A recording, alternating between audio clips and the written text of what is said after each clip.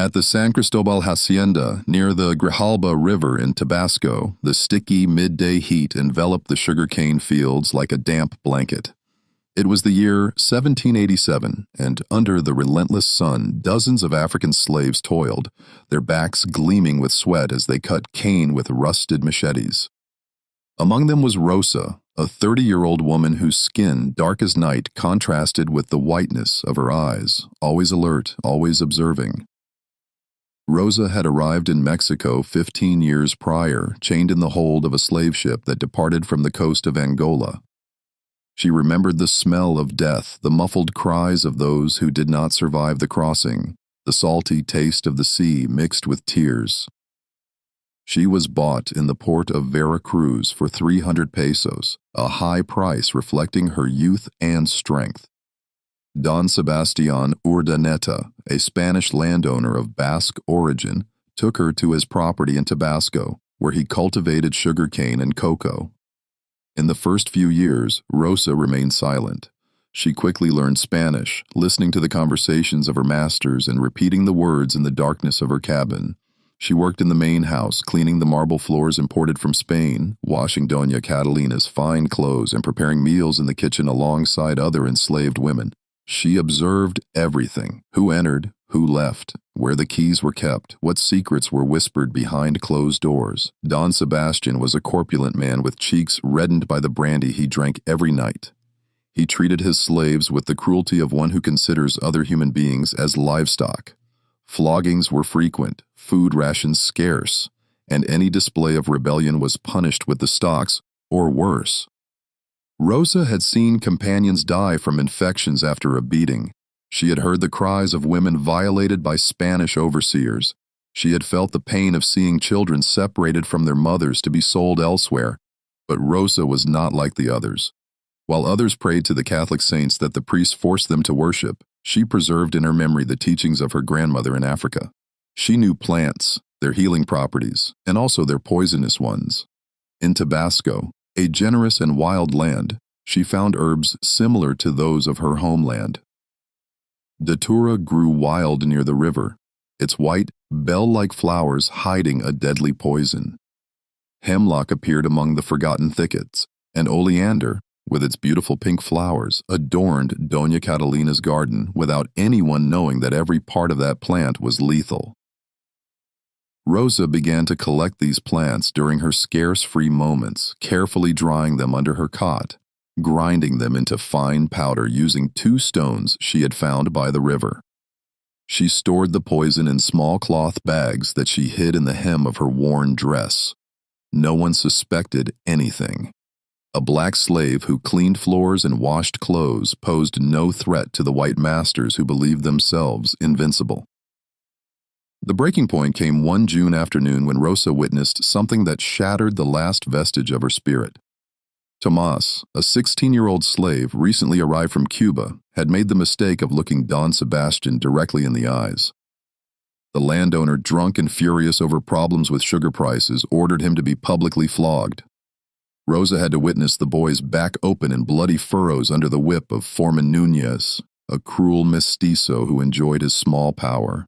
Tomas did not scream. He did not cry. He only clenched his teeth until he lost consciousness. He died 3 days later with a fever and wounds infected with worms.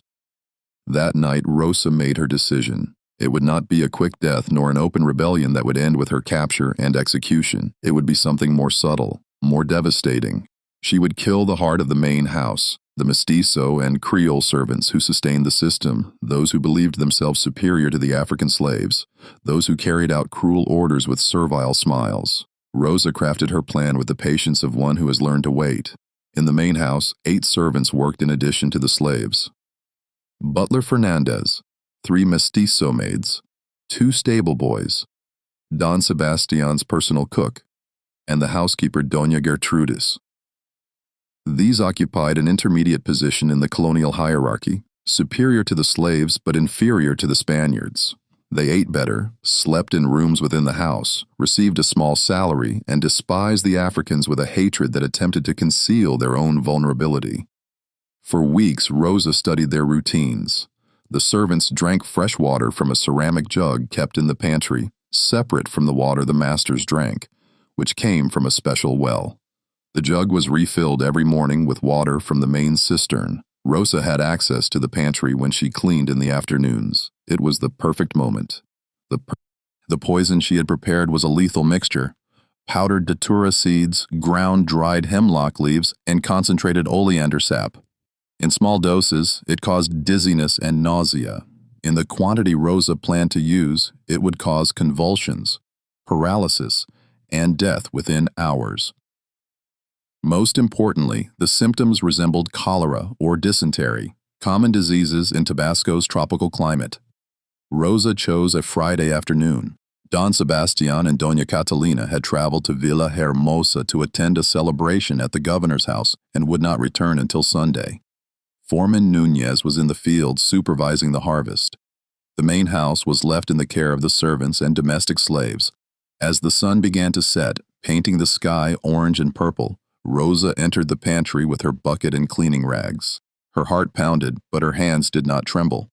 She took the small cloth bag from the hem of her dress, poured all its contents into the water jug, and mixed it with a wooden ladle. The powder dissolved completely, invisible. The water maintained its crystalline and innocent appearance. Rosa left the pantry and continued with her tasks as if nothing had happened. She cleaned the main hall, dusted the carved furniture that came from Spain, swept the tiles until they shone. Her face remained serene, impenetrable. When the mestizo maid Lucia passed her and ordered her in a derogatory tone to clean the stairs as well, Rosa nodded without a word. The servants' dinner was served at 7 in the evening. Rosa listened from the auxiliary kitchen where the slaves prepared their own meager meals to the animated voices, the laughter, the sound of plates and cutlery. Butler Fernandez told vulgar jokes that made the maids laugh. The cook complained about the heat. Everyone drank water from the poisoned jug. Rosa continued working in silence, washing pots. It wasn't long before the first symptoms began. Around 8:30, Rosa heard someone vomiting in the backyard. Then came the screams. Fernandez screamed for help as his body writhed in convulsions. The maids began to fall, one after another, eyes wide and foam issuing from their mouths. Groans of agony filled the main house. Rosa watched from the shadows with an inscrutable expression.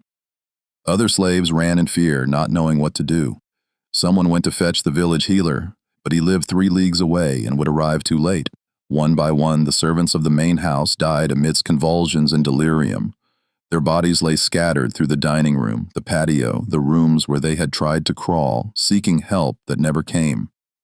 When full night fell and the moon illuminated the sugarcane fields with its silver light, the San Cristobal house was enveloped in a deep and terrifying silence. The only sounds were the crickets chirping and the wind's rustle among the palm trees. Rosa walked slowly through the empty halls, observing the motionless bodies. She felt no remorse. For the first time in 15 years, she felt something akin to justice. The slaves who witnessed the tragedy remained silent. They knew Rosa was responsible. They read it in her eyes, but none spoke. There was an unwritten code among them, a loyalty forged in shared suffering. When Foreman Nunez arrived at dawn and found the scene, his face paled. He interrogated everyone, but no one knew anything. Sickness, they said. God's punishment. Bad luck. The healer, who finally arrived, examined the bodies and declared it had been cholera. Don Sebastian and Doña Catalina returned on Sunday to find their house transformed into a tomb. The landowner was furious and scared. 8 servants dead in one night. He ordered the bodies to be buried quickly to prevent further contagion. He sent for holy water and a priest who said Mass for a week. Rosa continued with her daily tasks as always. She cleaned, washed, obeyed orders, but now there was something different in her gaze, a deep darkness that made even Don Sebastian avoid meeting her eyes. The main house was never the same again. The new servants who arrived to replace the dead felt a strange weight in the atmosphere, as if the walls held terrible secrets. For weeks, Rosa waited. She waited for the accusation, the punishment, the whip, or the gallows, but nothing came. The official version was illness, and no one dared contradict it. The Spaniards did not want to admit that a black slave could have evaded their vigilance and committed such an act. It was easier, safer for their pride to believe in an epidemic. But Rosa knew her revenge had only just begun. She had tasted the flavor of power, the ability to take control over her destiny, even if it was through death. At night, while the other slaves slept exhausted, she looked at the stars through the broken window of her cabin and planned. She had demonstrated that the oppressors were not invincible, that an African woman without weapons or education could shake the foundations of a Spanish house. Weeks turned into months. The San Cristobal hacienda struggled to function. Don Sebastian drank more than ever, tormented by nightmares where he saw the convulsed faces of his dead servants. Doña Catalina fell ill with nerves and spent her days locked in her room, praying the rosary. The slaves worked in the fields under the whip of Foreman Núñez, but there was something different in the air, a tension that had not existed before. Rosa knew that sooner or later someone would suspect. The simultaneous death of 8 people was too convenient to be completely ignored. There were rumors among the slaves and free workers in the village. There was talk of African witchcraft, curses, supernatural revenge. Rosa listened to these rumors with an inward smile. Let them believe what they wanted.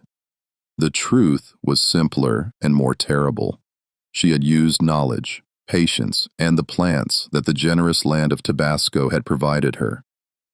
One night, while serving dinner to the new servants who had arrived from Veracruz, Rosa felt the gaze of the new butler, a young man named Rodrigo. He was different from Fernandez, quieter, more observant. He had seen her collecting herbs near the river the previous week, and now he looked at her with a mixture of curiosity and fear. Rosa knew at that moment that her time at the San Cristobal hacienda was coming to an end. That same night, after everyone fell asleep, Rosa packed her few belongings in a cloth sack. She carried a knife stolen from the kitchen, some dried food, and the seeds of the poisonous plants she had carefully saved. She took off her slave dress and put on dark clothes she had secretly sewn for months. She left her cabin without a sound, crossed the patio where years ago she had seen Tomas die, and headed towards the sugarcane fields. The moon was hidden behind thick clouds, and the darkness was almost total. Rosa knew every path, every tree, every stone of that land that had been her prison for 15 years. She walked south, towards the dense jungle where the Spaniards did not venture, where it was said that communities of marooned slaves lived, who had escaped and built their own free villages. Behind her, the San Cristobal hacienda slept in a silence broken only by the chirping of crickets. In the main house, the new servants rested, unaware that an African woman had just broken the invisible chains of her slavery. Don Sebastian snored in his bed, oblivious that his most dangerous property had just disappeared into the night. Rosa walked for hours, guided by the stars when the clouds parted, and by her instinct when everything was dark. Her bare feet knew the texture of the earth. They could distinguish between mud and stone, between grass and roots. The sound of the Grijalba River guided her east, where she knew there was a lightly guarded passage. She crossed the waist-deep water, feeling the cold current against her skin, and emerged on the other side, drenched but free. When dawn broke, Rosa was several leagues from the hacienda. She had ventured into the jungle, where the trees grew so close together that they barely let in sunlight. She heard the cries of howler monkeys, the song of exotic birds, the constant hum of insects. This was a different world, wild and dangerous, but also full of possibilities. For 3 days she walked without rest, feeding on wild fruits and water from streams. She knew Don Sebastian would send men to look for her when her absence was discovered, but by then she would be too far away. The Spanish overseers did not know the jungle as she did. They did not know how to read the signs that the trees and plants offered. On the 4th day, exhausted and with bleeding feet, Rosa found what she was looking for. In a clearing hidden among vegetation-covered hills, there was a village of maroon slaves. They were about 30 African and Afro-descendant men, women, and children who had escaped from different haciendas and mines. They lived in huts built with branches and palm leaves. They cultivated small plots of corn and yucca. They hunted and fished to survive. The Maroons received her with caution. A woman traveling alone through the jungle was unusual. The community leader, a tall man named Domingo, who had escaped from a silver mine in Zacatecas years ago, interrogated her. Rosa told her story without mentioning the poisoning. She said she had fled after her master tried to rape her, a common and believable story. Domingo accepted her into the community with one condition: she had to prove her usefulness. Rosa had no problem with this. She showed her knowledge of medicinal plants, cured a child suffering from fever. She taught the women how to prepare remedies for various ailments. Soon she earned everyone's respect and became the official healer of the village. But Rosa kept secrets. At night, when everyone slept, she continued to cultivate the poisonous plants she had brought with her. She planted them in a hidden corner of the forest, tending them with devotion. She knew that someday they might be needed again. The freedom she had found in the Maroon village was precious, but fragile. The Spaniards organized periodic expeditions to capture fugitive slaves, and it was only a matter of time before they found that refuge. Months passed, and Rosa became fully integrated into the community's life. She learned to hunt with traps, to weave baskets, to prepare meals with jungle ingredients. She befriended other women who shared similar stories of suffering and survival. There were moments of joy, celebrations with African drums resonating in the night, dances that connected everyone with ancestral memories of distant lands that most would never see again, but the peace would not last forever. One December morning, a young man who had gone hunting returned running with terrible news. He had seen armed men on horseback scouting the jungle near the river. They were slave hunters with dogs and firearms. The village panicked. Domingo quickly organized an evacuation. Each family was to take only the essentials and disperse in different directions. They would find a new meeting place in the northern mountains, a prearranged emergency rendezvous point. Rosa packed her belongings, including the dried poisonous plants she had carefully saved. As the others ran into the jungle, she stayed behind for a moment, observing the huts that had been her home for almost a year. She felt a mixture of sadness and rage. The Spaniards would never leave them in peace. They would never accept that Africans could live free and with dignity. At that moment, Rosa made another decision. She would not flee with the others. She would wait for the slave hunters and give them a welcome they would never forget. She told Domingo her plan, and he tried to dissuade her, but Rosa was inflexible. Someone had to delay the pursuers to give the families time to escape, and she knew exactly how to do it. Domingo finally accepted, aware that arguing with Rosa was futile when she had made up her mind. He gave her a strong hug, knowing he would probably never see her again, and left with the others towards the mountains. Rosa was left alone in the empty village, surrounded by silence and the smell of smoke from the recently extinguished campfires. She worked quickly, taking her collection of poisons and preparing a trap. The slave hunters, after walking for hours under the tropical sun, would be thirsty. Rosa prepared a large pot of fresh water from the nearby stream and added a lethal dose of her powders. She placed the pot in the center of the village along with several wooden ladles. It seemed like a gesture of welcome, fresh water for tired travelers.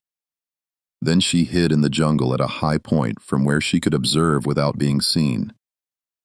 She waited under the merciless sun, listening to the sounds of the jungle, the buzzing of insects, the distant call of birds, the rustling of branches. It wasn't long before they appeared. There were 6 men on horseback, all armed with muskets and swords. They led dogs on chains, fierce animals trained to track the scent of fugitive slaves. The leader was a Spaniard with a black beard and a wide-brimmed hat. The others were mestizos and mulattoes, men who had chosen to earn a living by hunting others of their own blood.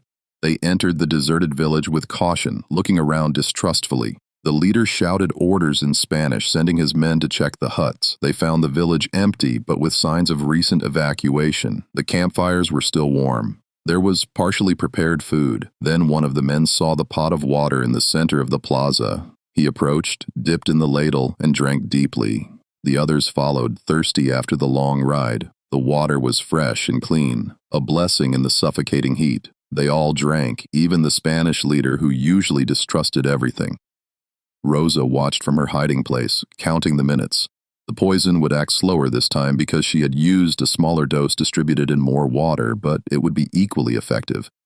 She waited patiently, motionless as a statue, while the slave hunters discussed which direction to continue the search. Half an hour later, the symptoms began. The first man to drink was the first to fall, bending over with his hands on his stomach.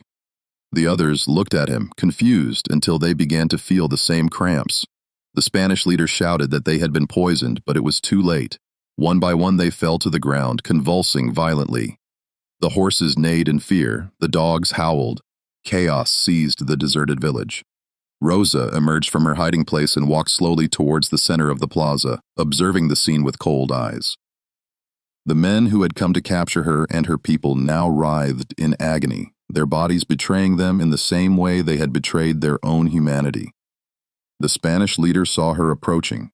He tried to raise his musket, but his hands trembled too much. His eyes met Rosa's, and at that moment he understood. He tried to speak, but only foam came from his mouth. Rosa knelt beside him and spoke to him in perfect Spanish with a calm, clear voice. "My name is Rosa of Tabasco, and I am not your property." Those were the last words the man heard before the final convulsions took him. Rosa stayed there, watching life leave the bodies of the 6 hunters. She felt neither pleasure nor pain, only a cold and absolute determination. She had chosen her path and would follow it to the end. When she was sure everyone was dead, Rosa freed the horses and dogs. The animals fled in terror into the jungle. Then she took the weapons of the dead men, the muskets, the swords, the bags of gunpowder. They would be useful for the Maroon community when she found them again. Before leaving, Rosa did something else. She took a charcoal from a campfire and wrote on the wall of the largest hut in large, clear letters. "Rosa de Tabasco was here. Let the oppressors tremble." It was a message of defiance, a declaration of war. She knew that when other Spaniards found the bodies and read those words, her name would become legend. She would be sought throughout the region. There would be rewards for her capture, dead or alive, but that no longer mattered to her. She had crossed a line of no return. Rosa loaded the weapons and set off towards the mountains, following the signs Domingo had left so that the scattered members of the community could find each other. She walked for days, crossing rivers, climbing hills, hiding from Spanish patrols that now scoured the jungle with renewed fury after the discovery of the bodies. Finally, high on a mist-covered mountain, she found the Maroons. They had established a new camp in a deep cave hidden by dense vegetation. When Rosa appeared carrying the weapons of the dead hunters, she was greeted with a mixture of fear and admiration. Everyone had heard rumors of what she had done. Stories traveled fast among the communities of fugitive slaves. Domingo welcomed her with open arms, but also with concern in his eyes. "You have unleashed a storm," he told her. "The Spaniards will come with more men, with more weapons. They will pursue us relentlessly." Rosa nodded. "I know," she said. "But we can no longer live like mice hiding in holes. It is time to fight." Her words divided the community. Some, especially the older ones and mothers with small children, wanted to keep fleeing, seeking increasingly remote places where the Spaniards could not find them. Others, mainly the young who had known only slavery and yearned for revenge, supported Rosa. For weeks, the future of the Maroon community was debated. Rosa did not pressure, did not impose her will. She simply shared her knowledge, taught others how to identify poisonous plants, how to prepare traps, how to use the terrain to their advantage. She became not only a healer, but a strategist, a leader born of necessity and resistance. News from the outside arrived through newly escaped slaves who found their way to the mountain. They reported that throughout the Tabasco region, people spoke of Rosa, the poisoner, the African witch who had killed more than a dozen Spaniards and their servants. The colonial authorities offered an enormous reward for her capture. Priests mentioned her in their sermons as an example of demonic evil. Spanish masters doubled their guards and surveillance. But among the slaves still on the haciendas and in the mines, Rosa had become something else. A symbol of resistance, proof that Africans were not helpless animals but human beings capable of fighting for their freedom and dignity. Songs about her were whispered at night, verses in Spanish mixed with African languages that kept alive the memories of ancestral lands that most would never see again. As the months passed, more fugitive slaves arrived at the mountain. The community grew from 30 to over 100 people. They organized better, established guard shifts, built primitive but effective fortifications. Rosa taught them everything she knew about survival and defense. The inevitable day arrived when a large Spanish expedition, over 30 well-armed soldiers, discovered the location of the Maroon camp. It was February 1789, almost 2 years since Rosa had poisoned the water at the San Cristobal hacienda. The Spaniards attacked at dawn, confident in their numerical and armament superiority. But Rosa and the Maroons were prepared. They had built traps on all the paths leading to the camp, pits covered with branches, poisoned stakes hidden in the vegetation, large stones that could be rolled down from above. When the soldiers advanced, they fell into the traps again and again. Cries of pain echoed through the mountain. Rosa and a group of ambushed sharpshooters armed with the stolen muskets fired from elevated positions. They were not as skilled as trained Spanish soldiers, but the terrain played in their favor. The Spaniards tried to retreat but found that their escape routes were also blocked or filled with traps. The battle lasted hours. The sun rose in the sky, turning the mountain into an oven as the smell of gunpowder and blood filled the air. The Maroons lost 11 people, including women and children who were hit by stray bullets, but the Spaniards lost more than double and finally retreated in complete disarray, leaving behind wounded and dead. It was a victory, but Rosa knew it was temporary. The Spaniards would return with more men, perhaps with cannons. The mountain was no longer safe. That night, under a full moon that illuminated the bodies of the fallen, the Maroon community made a collective decision. They would divide into small groups and disperse throughout the region. Some would go north, towards the mountains of Chiapas, others south, towards the jungles of Guatemala. It would be harder for the Spaniards to pursue them if they were not all together. Rosa decided to go west, towards the coasts of the Gulf of Mexico. She had a plan that had been brewing for months. She wanted to reach the ports where slave ships arrived, where newly brought slaves from Africa were sold. She wanted to disrupt that cursed trade, free as many as she could, teach them to fight and resist. 10 people chose to go with her, all young and determined. Among them was an 18-year-old boy named Gabriel, born on the hacienda, but with a rebellious spirit. He admired Rosa with an almost religious devotion and had learned everything he could from her about plants, traps, and strategy. The group departed on a moonless night, leaving behind the mountain that had been their temporary home. They traveled for weeks, moving only at night, hiding during the day. Rosa guided them using the stars and her memory of the maps she had seen in the main house years ago. It was a dangerous journey, crossing Spanish-controlled territories, avoiding main roads, crossing rivers and swamps. Finally, they arrived at the outskirts of Villahermosa, Tabasco's main port. It was a small but important city for the trade of slaves and goods. From their hiding place in the mangroves surrounding the city, Rosa and her group observed for days, studying the guards' patterns, identifying where the slaves were kept before being sold. They discovered that newly arrived Africans were held in a warehouse near the port, chained and guarded by 2 Spanish guards and several mastiffs. Rosa devised a bold plan. They would attack at night, silently kill the guards, free the slaves, and disappear before anyone noticed. But there was a problem. The dogs, the mastiffs, would detect any strange presence and alert the entire city with their barking. Rosa needed to eliminate them first, and she knew exactly how to do it. She prepared pieces of meat impregnated with datura poison, enough to kill a large dog in minutes, but which would act as a powerful sedative first. The chosen night was a Saturday when the guards would be half drunk after collecting their weekly pay. Rosa and Gabriel approached the warehouse from the back, moving like shadows among the boxes and barrels that filled the port. The dogs began to growl, but then Rosa threw the poisoned pieces of meat. The animals, hungry as they always were, devoured the meat immediately. Within minutes, the dogs began to stagger. Their growls turned into weak whimpers before they collapsed completely. Rosa and Gabriel approached the warehouse door, where the 2 guards played cards by the light of an oil lamp. They were so engrossed in their game that they did not notice the dark figures approaching until it was too late. Rosa slit the throat of the first guard with the knife she always carried.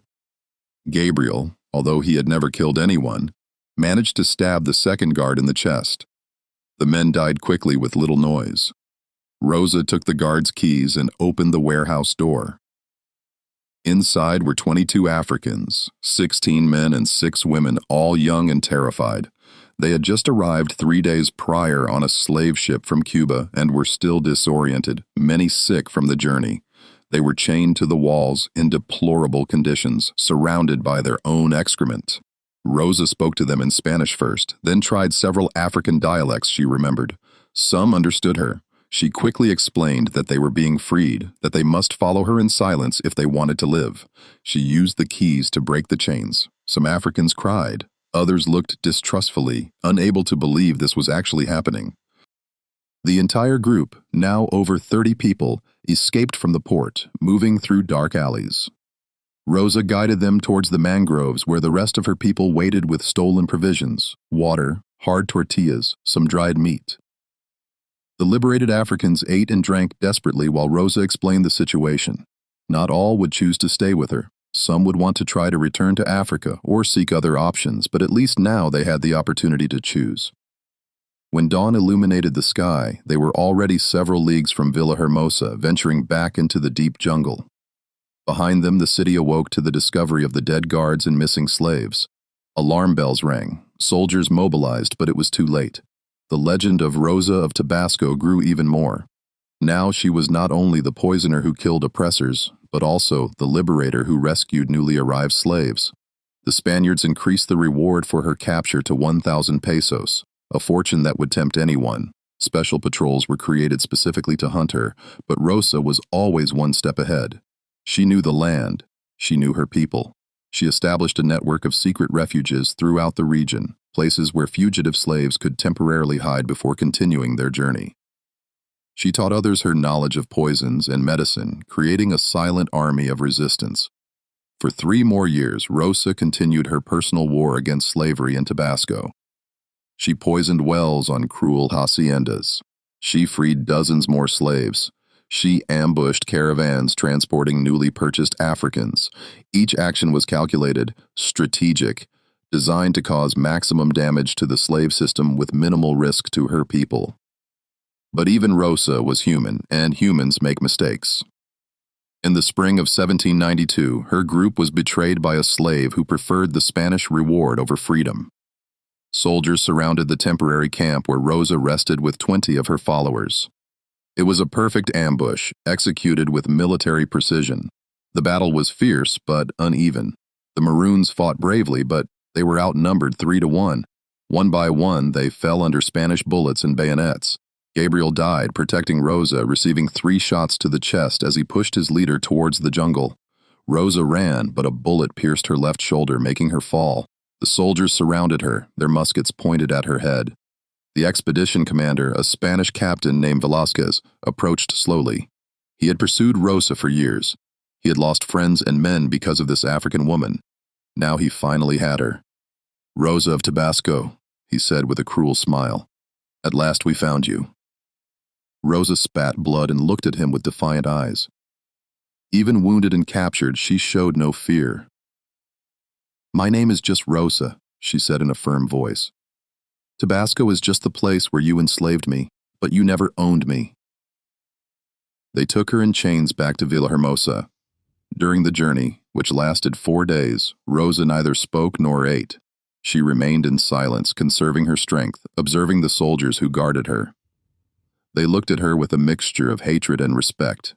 This woman had caused more trouble than entire slave rebellions. She had challenged the colonial order in ways no one had imagined possible. In Villahermosa, Rosa was locked in the colonial prison, a damp and dark stone structure where criminals awaited trial and execution. The authorities did not know what to do with her. She was legally a slave, property of Don Sebastian Urdaneta, but her crimes were so serious that she could not be treated as a common runaway slave. She had killed more than 20 Spaniards and mestizos, stolen property, incited rebellion. The governor of Tabasco ordered a public trial. He wanted to make an example of Rosa, to show all the slaves in the region what happened to those who challenged the established order. The trial was held in the main plaza of Villahermosa with hundreds of people watching, curious Spaniards, fearful mestizos, slaves who watched in silence knowing that any show of sympathy would be punished. Rosa was presented before the judge, an old man named Carvajal, who had served in the royal audience for 30 years. He read the charges aloud: multiple murder, robbery, incitement to rebellion, witchcraft. Each charge carried the death penalty. The judge asked if Rosa had anything to say in her defense. She stood up, her chains clinking, and spoke with a clear voice that reached every corner of the plaza. "I have no defense because I do not recognize the authority of this court. You brought me from Africa chained like an animal. You stole my freedom, my dignity, my life, All I have done was to reclaim what you took from me. If that is a crime, then I am guilty. But remember this, for every Rosa you kill, 10 more will be born. The seed of freedom, once planted, cannot be uprooted. Her words caused absolute silence in the plaza. Some slaves cried silently. The Spaniards looked uncomfortable, confronted with truths they preferred to ignore. The judge, visibly disturbed, quickly pronounced the sentence. Rosa would be hanged in 3 days in the same plaza, as an example to all. During the 3 days she awaited her execution, Rosa received unexpected visits. Several priests tried to convert her, to make her confess her sins and accept Christ before dying. Rosa rejected them all. If your God allows slavery, she told them, then he is not a God worthy of worship. The night before her execution, a man visited her cell. It was Don Sebastian Urdaneta, her former master. He had aged considerably in the 5 years since Rosa escaped. His hacienda never fully recovered from the initial poisoning, and the constant attacks by Maroons had reduced his fortune. He had come to Villahermosa specifically to see Rosa before she died. They looked at each other in silence for a long time. Finally, Don Sebastian spoke. "Why did you do it? We treated you well. We fed you. A place to sleep." Rosa laughed bitterly. "Well, you stole me from my land. You sold me like cattle. You took my name, my language, my life. And you ask, why, Don Sebastian?" He had no answer. He left the cell stooped, suddenly appearing much older than he was. Rosa watched him leave without emotion. That man represented an entire system, a way of thinking that considered other human beings as property. His incomprehension was the perfect example of the moral blindness that sustained slavery. The day of the execution dawned cloudy. A crowd gathered in the plaza. Everyone wanted to see the end of the famous Rosa of Tabasco. The Spaniards expected to see humiliation and repentance. The slaves expected something more, without knowing exactly what. Rosa was led to the platform where the gallows stood. Her wounds had only partially healed and she walked with difficulty, but she held her head high. She showed no fear when the executioner placed the rope around her neck. She looked at the crowd, her eyes searching among the faces until she found other African faces, other slaves. She spoke to them loudly in Spanish so everyone would understand, but her message was for them. Do not forget who you are. Do not forget where you come from. We are more than what they say we are. We are human, dignified, free in spirit, even if our bodies are chained. Fight, resist. Do not let the memories of our ancestors die. Someday, perhaps not in our lifetime, but someday the chains will fall. The governor ordered the executioner to proceed. The trap door opened. But at that exact moment, something extraordinary happened. One of the slaves in the crowd shouted a chant in an African language, a farewell song used in their homeland to honor fallen warriors. Another slave joined, then another. Soon dozens of African voices rose in song, defying the soldiers who shouted orders for silence. Rosa heard that chant as life left her body. A smile formed on her lips. She had won. Not the physical battle, not the fight for her own life, but she had planted seeds that would grow in the fertile soil of the desire for freedom. Her name would be remembered. Her story would be told in whispers among the slaves passed from generation to generation. When Rosa's body finally lay still, the Spanish soldiers dispersed the crowd violently, but the damage was already done. In the following weeks, there was a dramatic increase in escape attempts. More slaves disappeared into the jungle. More haciendas reported sabotage and acts of passive resistance. Colonial authorities tried to suppress Rosa's story, forbidding talk of her under penalty of punishment. But stories have a life of their own. Among the slaves of Tabasco and beyond, Rosa became a legend, a symbol, an inspiration. It was said that her spirit wandered the plantations protecting slaves, that the poisonous plants she had used continued to grow in secret places, ready to be found by those who needed them. Don Sebastian Urdaneta died 2 years later, ruined and tormented by nightmares. His hacienda was sold to another Spaniard who lasted only 3 years before he too abandoned it, unable to control increasingly rebellious slaves who whispered Rosa's name at night. Slavery in Mexico would officially continue until 1829, almost 40 years after Rosa's death. But the seeds of resistance that she and others like her planted would eventually blossom into abolition. Every act of defiance, every refusal to accept dehumanization, every story of resistance contributed to the long process of recognizing that no human being can be another's property. Today, few know the name of Rosa of Tabasco. There are no monuments, no commemorative plaques. Official Spanish history minimized or completely ignored her existence. But in the Afro-descendant communities of Tabasco and beyond, her memory lives. Her story is told in family gatherings. Her bravery is honored in songs and oral poems that were never written. Rosa demonstrated that even a single person, without power, without sophisticated weapons, without formal education, can challenge systems of oppression that seem invincible.